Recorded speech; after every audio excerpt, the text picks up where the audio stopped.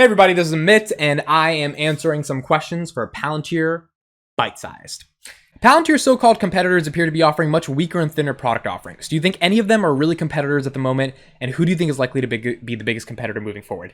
I don't think any of the smaller companies, like Datawalk, for example, these are like companies that have been thrown around, that do versions of Palantir are actually going to be able to compete with Palantir. They may get some customers and you know, they might steal some market share and some competition, but Datawalk is not helping Ukraine. You know, some of these smaller contractors are not, or companies are not winning multi-$100 million contracts, or you know, or potential prototype contracts that in which they have to subcontract other companies, which Palantir is doing with Anduril Industries for the Army Titan contract. Like, these are things that are very specific and unique to Palantir. Those smaller companies have to have such a phenomenal go-to-market strategy and a product that does hopefully at least 20-30% of what Palantir does in order to be competitive and compete with Palantir. So I don't see the smaller companies as really a threat. I don't see their leadership or their management as a threat. I mean, they're going to be there, they're going to exist, but I don't see them as beating Palantir.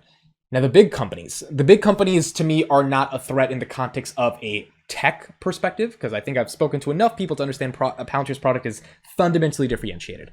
The bigger companies are a threat to me in the context of their go-to-market and their sales strategy. Microsoft, for example, to me is the biggest competitor. If they figure out how to create a business intelligence tool that is somewhat as good as Palantir, and they're pretty smart people in Microsoft, I think they could figure it out. They have access to distribution in sales because they've been around for 30 years and they've figured out how to sell things even if things are not that good. Microsoft Teams, I've heard, is not amazing, but it has hundreds of millions of people using it because they package all this stuff with it and they give it to the enterprise. It's really easy to sell, and then boom, you're all locked and loaded. It is going to be difficult for Palantir to compete with those companies, and that's where I think Karp and management says if we get the product right and we get the governmental business correct, it is going to be more difficult than not for other people to beat us. And because then we're just winning on product.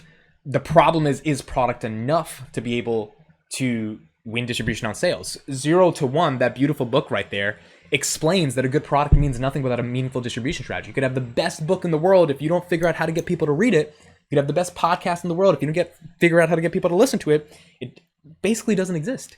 So the go-to-market strategy to me is the biggest concern for Palantir, and we've seen that with the numbers of earnings. I wish this was just some pie-in-the-sky concern I had. It's pretty evident in the empirical numbers that we've seen. The question now is, can the product be strong enough to solve it, or can they figure out go-to-market? Microsoft, to me, is the biggest competitor. Based on what I've seen, Amazon, Google, not really. They're more in partnership, but it's like Google's 95% of their business is search, right? They're not really that. $5 billion is B2B stuff in the cloud. They're not really that focused on, I think, creating a duplicate of what Palantir does. Palantir is unique. They create unique products. They create unique technology, and it's phenomenal stuff. The question is if they can sell. And right now, I see Microsoft as probably the biggest competitor.